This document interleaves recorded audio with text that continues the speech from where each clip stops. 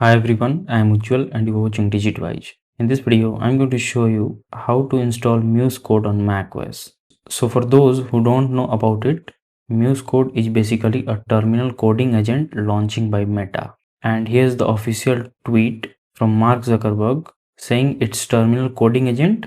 So it's quite similar to Claude Code, and apart from that, they are also launching a new model specifically for coding called Spark 1.2.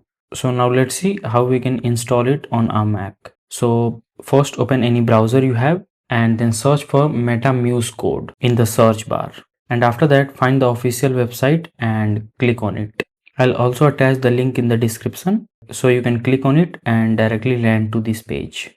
Now you can see it's an official website and here you can see introducing Muse code and Muse Spark 1.2. That's their model specially for coding. So if you scroll a bit, here you can see a terminal command to install Muse code on macOS. Copy the command and now open terminal on your Mac. After that, paste the command here and hit return to get it installed and wait until it's installing and set up. And once it's installed, it says to get started, run Muse. So just type Muse here and hit return again. Now you will see two options on screen, trust and continue or quit.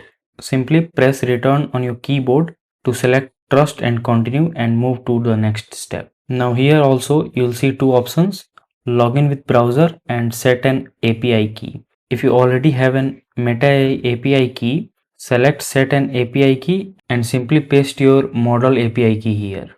Otherwise leave login with browser. It will redirect you to the official page and from here you can log in or create your account.